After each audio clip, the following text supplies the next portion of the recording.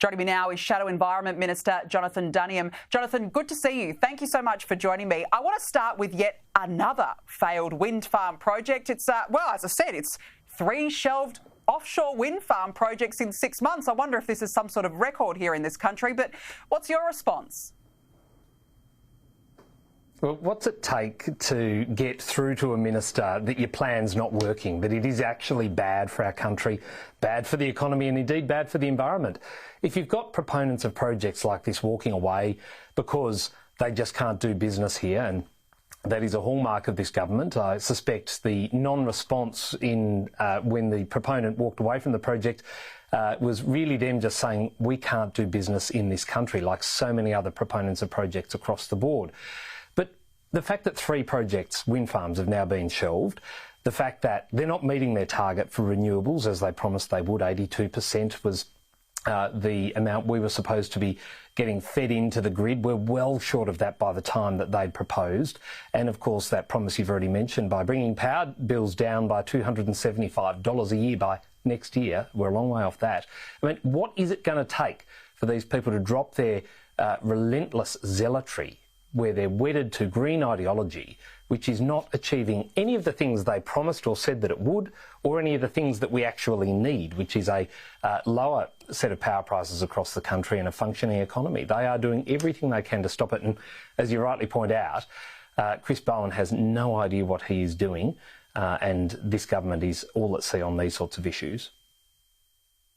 No, he's literally making it up as he goes along day by day. And, you know, Jonathon, with all these wind farms not being able to get off the ground, at the same time, Labor is desperately rushing to shut down coal-fired power plants. And yet we know in New South Wales they had to extend the life of Eraring.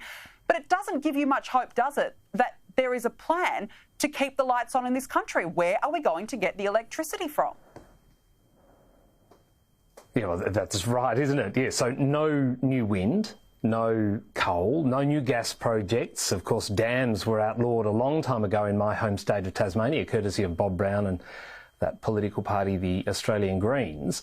And of course, now Labor are saying no nuclear. That's the worst thing that we could ever do. So they really are cutting off every avenue of opportunity we have to bring on new generation. And the only way, if, as most Australians would know, that you can bring down power prices is to increase supply, that basic law of economics. But their plans, which are to see coal exit the grid, to prevent nuclear from coming online, and we're going to rely wholly on things like wind, solar and small amounts of hydro, that is not going to bring down power prices. It's not going to keep the lights on. And the worst part is, if you're looking to invest in some sort of heavy industry, manufacturing here, remembering we are a long way away from the rest of the world, and so getting goods to market is costly, you've got to have cheap energy, and we won't have that. So it's going to mean disastrous outcomes for jobs in this country, and again, that'll flow on to the economy. But again, they don't see this because of their green ideology, their zealotry, and the people that are paying the price are your viewers and the Australian taxpayers. Yeah, absolutely, because as I said, the power bills are going up and up, even though we were promised they would go down, and we'll promise that $275. It's just ridiculous. Now, let's talk about native title. We have seen the disastrous impact of it on many projects across this country. You'd know, of course, most recently that the Blaney gold mine in New South Wales, which was overturned at the last minute by a group of about 18. But now the WA government has apparently written to Canberra asking for changes to the Native Title Act to protect its resources industry. Jonathon, I'm not sure about this myself, because the WA government, when it comes to native title, I mean, it has its own massive faults there. But how much leverage do traditional owners currently have over the mining industry?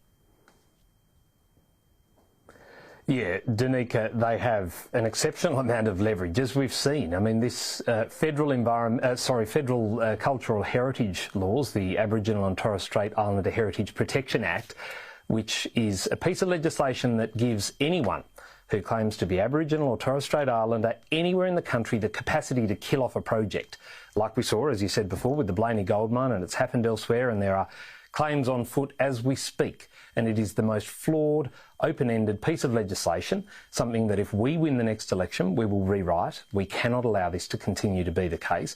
For the most part, traditional owners, Indigenous Australians, like every other Australian, simply want projects to get up so that there is economic activity, so that there are jobs for their young in their country and in their communities.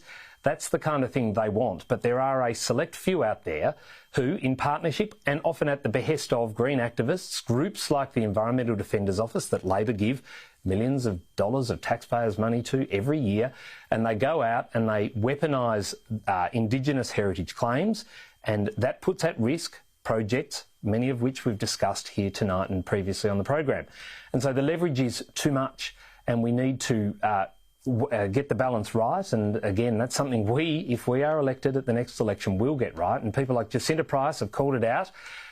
People who want good things to happen in their community are being weaponised by green inner-city activists, and it's something that we have to stop.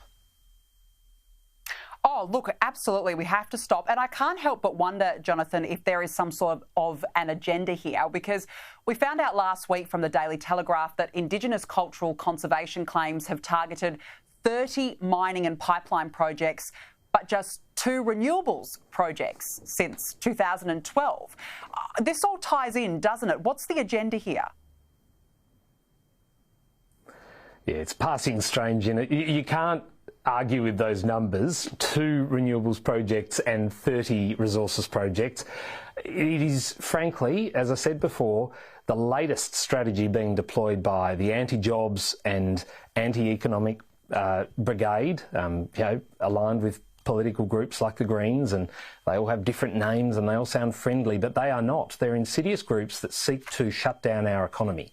And they've gone from chaining themselves to machinery in forestry coups or on mine sites to registering claims under environmental law to stop these projects, to now using Indigenous cultural heritage law and sadly taking a lot of these traditional owner groups on the journey with them and exploiting these laws, gaps in the laws and loopholes and open-ended laws, and stopping these projects. So their agenda is the same as it's always been, ever since Bob Brown founded the Greens.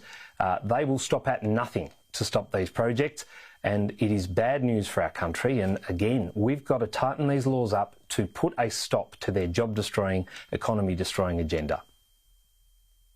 Yeah, otherwise we all suffer because of it. Jonathon Duniam, really good to speak with you. Thank you very much for joining me on the show this evening.